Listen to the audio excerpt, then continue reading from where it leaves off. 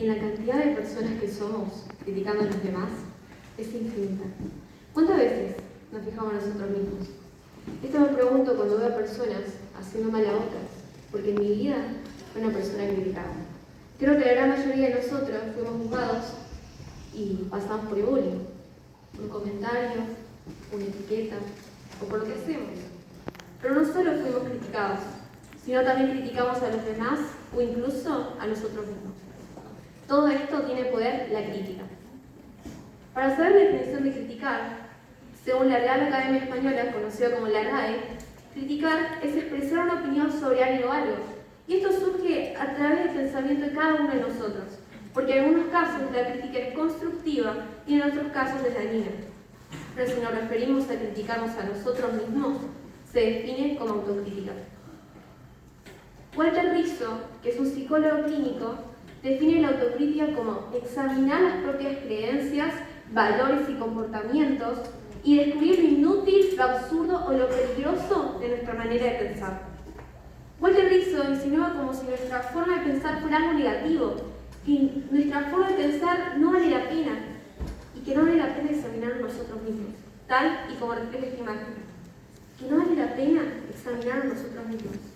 Esto me hace recordar lo que estamos viendo en quinto con Andrea, que a nivel histórico los fisiócratas criticaban el movimiento mercantilista. Para entender el mejor contexto, la fisiocracia era una escuela de pensamiento económico originada en Francia, que decía que la única fuente de riqueza era la tierra, el trabajo y la capital, o sea, la agricultura. Ellos proponían en los mismos tiempos que era la industrialización, en el siglo XVIII. Qué irónico, ¿no? Nunca aprobaron su teoría de que la agricultura multiplicaba la riqueza. Lo contrario al mercantilismo. Su fuente de riqueza en el mercantilismo era acumular metales preciosos. De esa forma, fomentaba el comercio exterior y generaba ingresos. Los fisiócratas criticaban las ideas del mercantilismo. Decían que el comercio no favorecería la economía de un país, pero con el paso del tiempo se demostró que realmente puede favorecer la economía de un país. Por lo tanto, su afirmación que la única clase productiva era la vinculada al trabajo de la tierra y que todos los demás sectores eran estériles, resultó totalmente incierto. De esta forma, el fin del pensamiento fisiócrata fue reemplazado por unas teorías mejores. Ahora bien, sabiendo este ejemplo que pasó en la historia, vemos cómo los fisiócratas criticaban las ideas del mercantilismo. Ellos hablaban y hablaban persuadiendo a la gente, pero nunca se dieron cuenta que nunca demostraban que su teoría era verdad. De esa forma se llama la lección que antes de fijarse en el contrincante, tenían que fijarse en qué era lo que ellos estaban haciendo. Siguiendo con la idea del psicólogo clínico Walter Rizzo, vemos la definición contraria, que es compuesto por un sitio online de comunicación social de la universidad, conocido como la UNAM Global, un grupo compuesto por hombres y mujeres. Dice la siguiente manera. La autocrítica surge, acepta sus errores, las corrige y los aprovecha para su aprendizaje y crecimiento. Por otro lado, las personas sin autocrítica suelen culpar a otros por sus errores y rara vez asumen su responsabilidad. Esto quiere decir que la crítica depende de cada uno de nosotros, si lo usamos para nuestro favor o no. Mi nombre es Dulce Pardavé y decido aprovechar mi autocrítica para mi favor. ¿Por qué? Porque cada vez que cometo un error, asumo mi responsabilidad y la corrijo. De esta forma me convierto en una mejor persona y aprendo algo nuevo. La crítica depende con la intención con la que hacemos. Y esto se divide en dos tipos. Se divide en la crítica constructiva y la destructiva. La crítica constructiva es cuando una persona ayuda a la otra a tomar conciencia sin culpabilizar a esa persona. Esta persona no se siente atacada ni juzgada. Lo que hace es buscar otras alternativas para poder solucionar algo.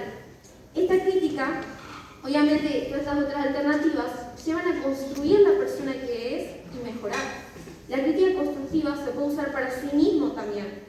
En cambio, la destructiva lo que hace es menospreciar a esa persona con el fin de culpabilizar y va directo a la identidad de esa persona.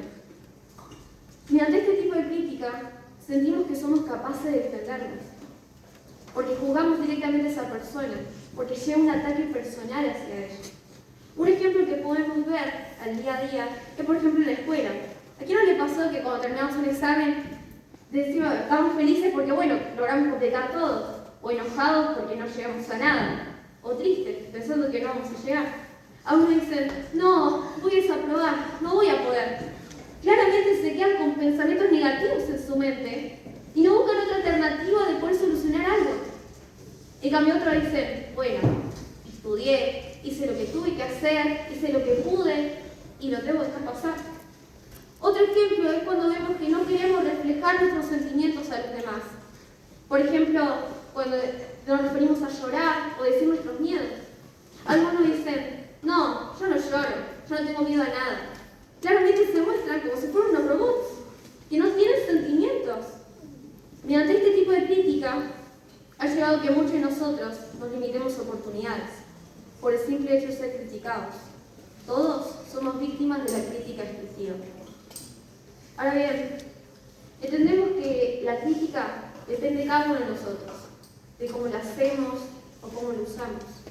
Pero, ¿y si somos conscientes de ello y no lo demostramos? ¿Qué estamos haciendo? En la Biblia, versión TLA, en la parábola de la viga dice así: no se conviertan en jueces los demás y así Dios no los juzgará a ustedes.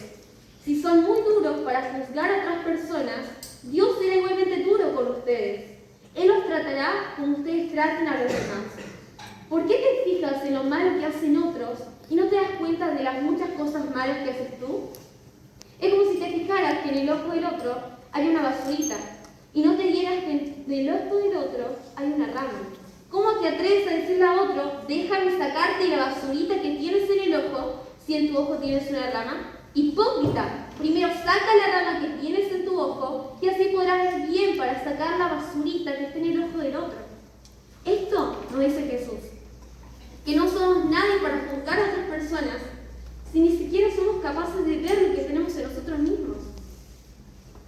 En el libro El Principito dice la siguiente imagen: entonces te jugarás a ti mismo, respondió el rey.